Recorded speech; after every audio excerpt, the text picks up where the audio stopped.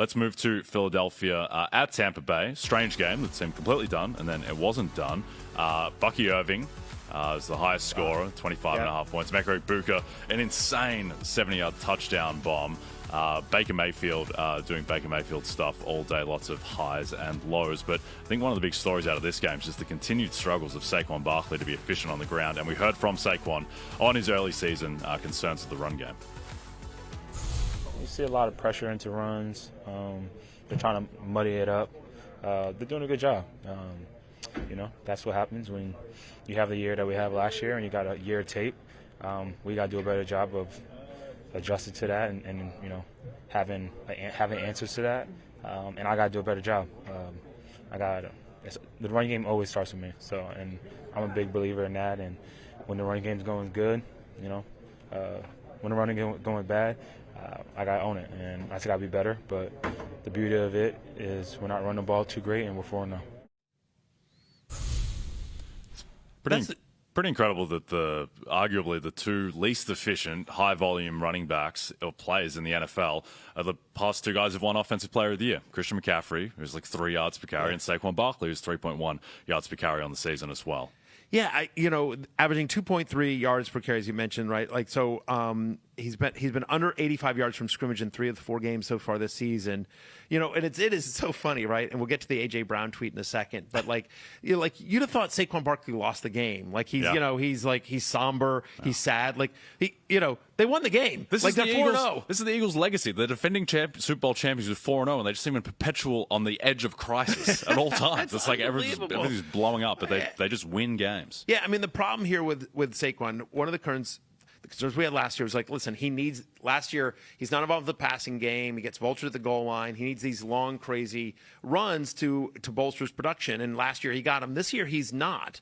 The positives is he's getting the touchdown. He gets into the end zone on this one as well. He's 17.4 fantasy points. He's an RB15, not what you drafted him for, but you'll take it.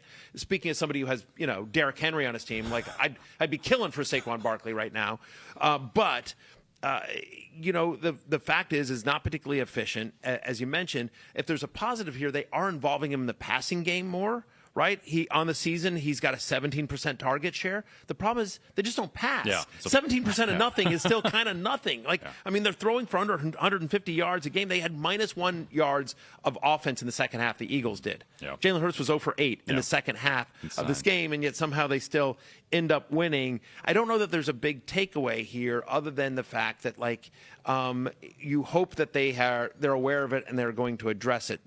The positives of Saquon is that he's not super efficient, but he had 23 touches in this game. He's still going to continue to get massive workload on one of the better teams, not one of the better offenses, but on one of the better teams in the NFL. But probably more high-end RB2 than elite RB1 at the moment. Yep.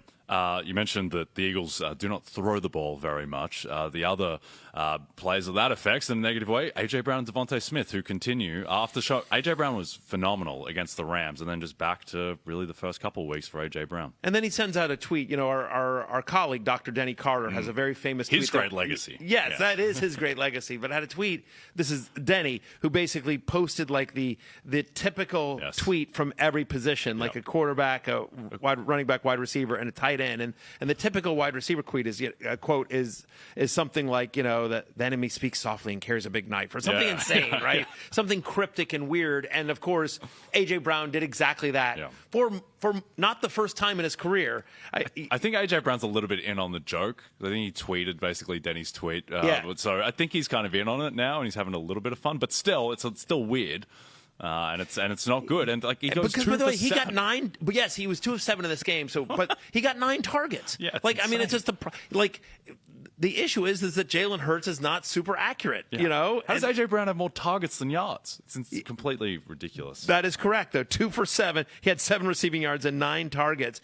Each of the last 3 games, he's got over a 30% target share. So they're not throwing a ton, but when they do throw, Jay, they are trying to throw to A.J. Brown.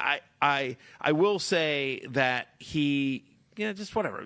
Bad day at the office. He had a 22% catch rate on Sunday. That's the 3rd worst of his career. Some of it was on him. Some of it was on Jalen Hurts. Credit the Buccaneers for also playing them tough. I don't know that there's a fantasy takeaway other than I actually think A.J. Brown might be a little bit of a buy low, but there's going to be volatility. Yep, agreed. He's more of a volatile wide receiver 2 than the low-end wide receiver 1 that you drafted him. Devontae Smith is like a wide receiver 4 at this point. Yep.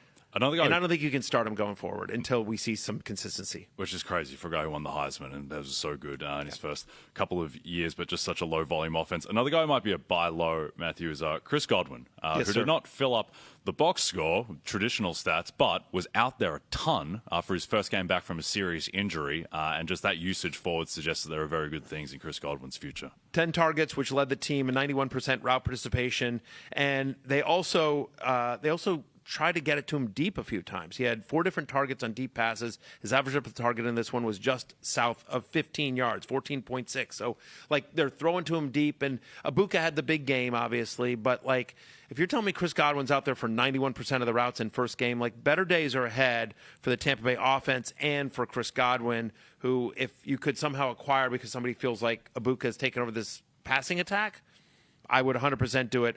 The Buccaneers are going to continue to be one of the better offenses in the NFL. Bucky Irving, just a monster day at the office. And what's crazy is, to me, the biggest thing here, he's had at least 4 receptions in every game. Yeah. Like, the argument was, oh, well, Rachaad White's the passing down back. No, it's like it is all Bucky Irving. Draw that Bucky Irving and Saquon Barkley going Yes. forward? Yep. Hey, it's Matthew Berry from NBCSports.com and RotoWorld.com, and I want to thank you so much for watching whatever it is you just watched, or if nothing else, being too lazy to click out of the autoplay after this video started, after whatever it is you actually wanted to watch finished. But now that you're here, I'd like to take a moment here to ask you respectfully now, okay? I'm asking you respectfully to subscribe to the NFL on NBC YouTube channel. You'll get the latest RotoWorld fantasy news headlines, all sorts of great shows, including my own Fantasy Football Happy Hour. So go subscribe now. Again, I'm asking respectfully.